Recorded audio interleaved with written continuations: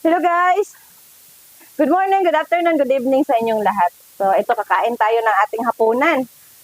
So, ang ulam natin ngayon ay miswa with patula, tsaka chicken. So, meron tayong isda. Ayan, nilabas ko na para makain naman siya. So, si tilapia. At saka si pipino at saka si kamatis. Suka. So, sabayan nyo na ako, maghain na din kayo sa inyong hapagkainan at sabay-sabay na tayong kumain ng ating hapunan. Habang pinapanood nyo yung aking video ay subo na din kayo. O, diba? Sarap-sarap ng ulam natin ngayon. Kaya ito na, kain na tayo. So, kutsara naman sa ito kasi may sabaw. So, yung iba ay hindi na siya kukutsarahin, kakamayin. Kasi nagugas na rin naman ako ng kamay. So, hindi ko kasi naihanda yung aking mangkok para sa aking sabaw. So, ito na. Ay, mamangkok natin. Kasi pag hindi man siya naubos, may babalik natin siya doon sa mga kapatid pa niya. Kumbaga sa mga kapatid pa niya, may babalik natin. O, hindi siya lamog. Ano? So, mauulam pa natin sa susunod na henerasyon. sa sunod na henerasyon, mauulam pa natin siya. Kaya, ayan, kain na tayo. So, sobrang laki yung ating, ating pwesto. Kaya, ayun. Nagbuuan na sila. Sarap-sarap. Kahit may masama pakiramdam ko, yung panlasa ko, ganun pa rin. Hindi nagbago. Diba? Sarap ng patula, no? Kasi ang patula kasi is kumbaga manamis-tamis yung kanyang sabaw, diba? May luya. Ang sarap.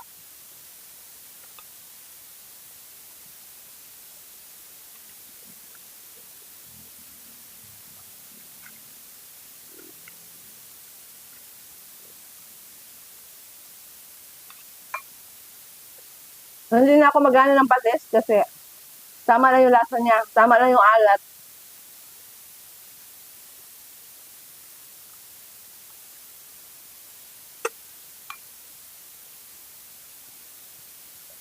Para tayo ay pagpapawisan kasi dahil masama yung pakiramdam ni Inday ngayon.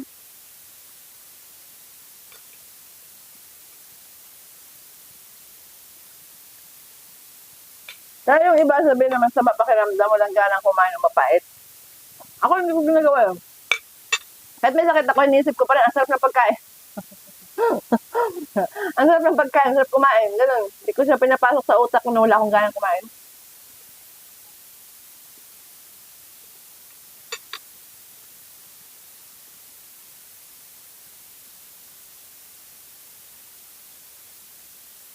Babad natin.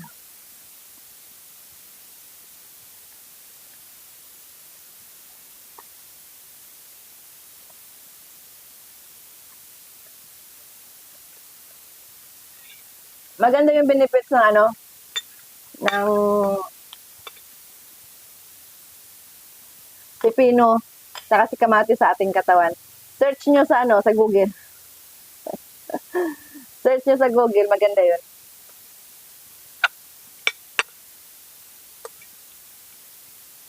Kainin natin si isda kaya.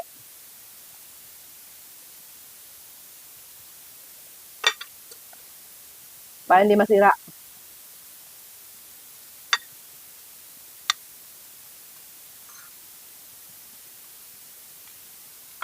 Ang sarap.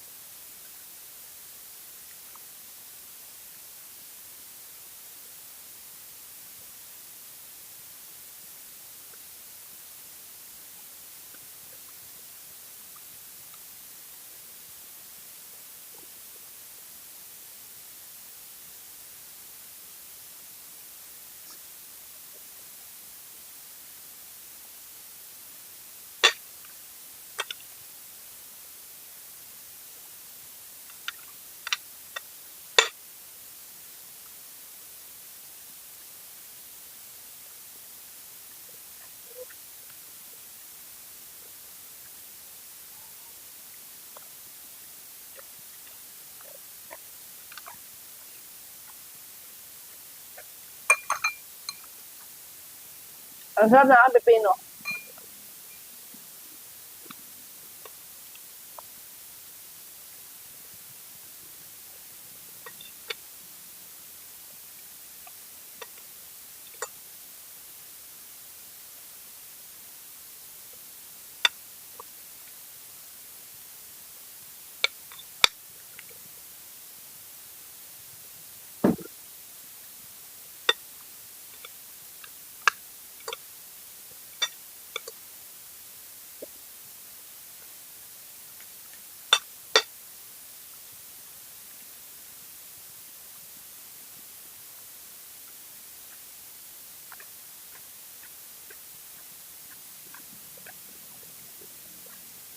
Maganda sa katawan natin to eh.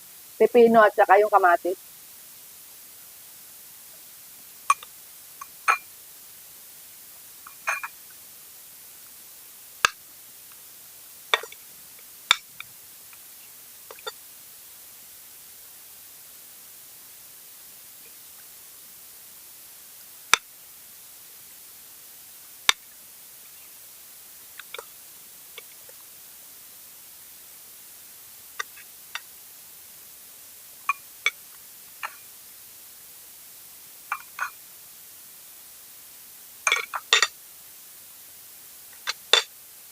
So, naramdaman ko yung aking ilong.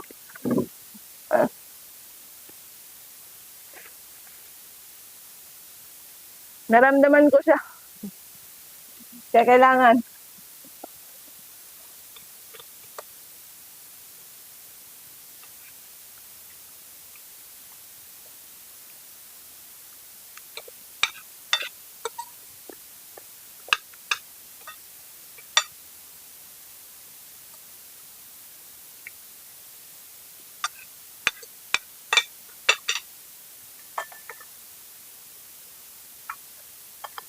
Natuyo kasi siya. At tama andun yung sabaw.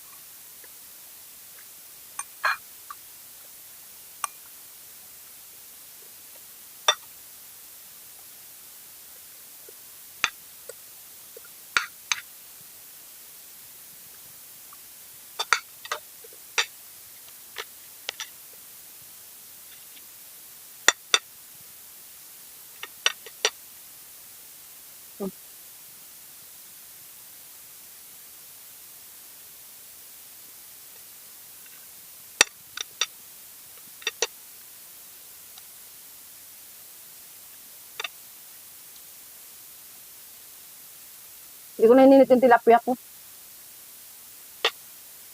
Kasi pag init ako ng init, nawawala yung lasa niya.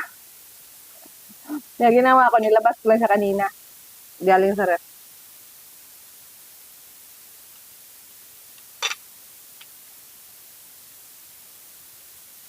So, hindi naman siya nawala yung lasa.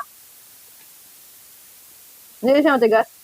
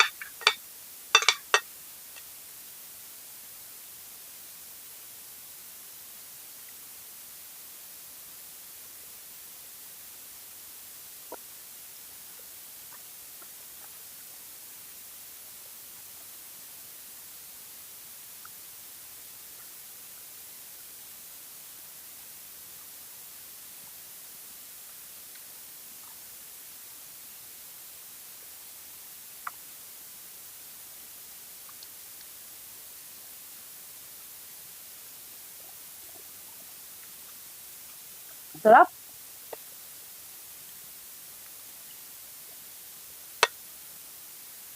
Rata yung plakang sira, ano, paulit-ulit.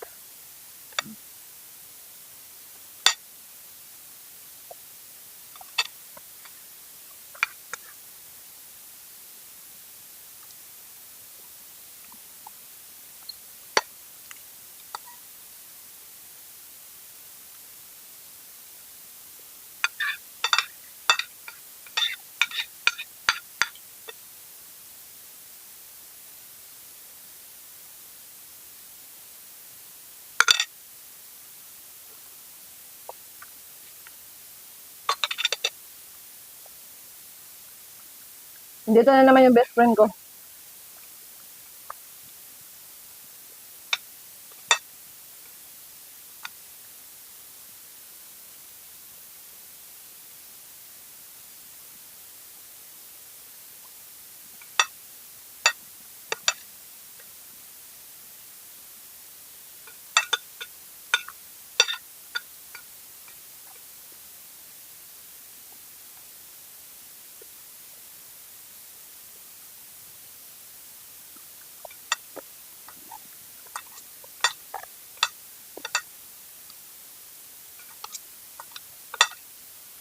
Sarap kumain.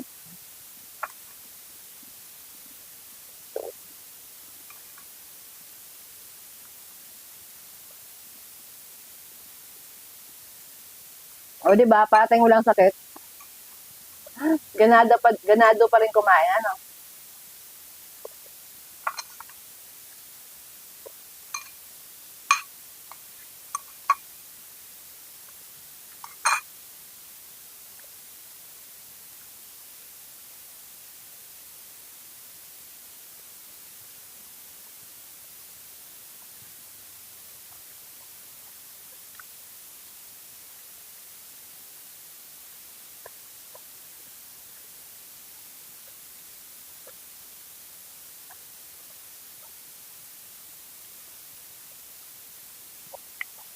So, thank you so much sa mga nanonood. Bye! Kasi ang haba na ng video ko. Baka ayaw na tanggapin mamaya. Excuse. Diba? Bye!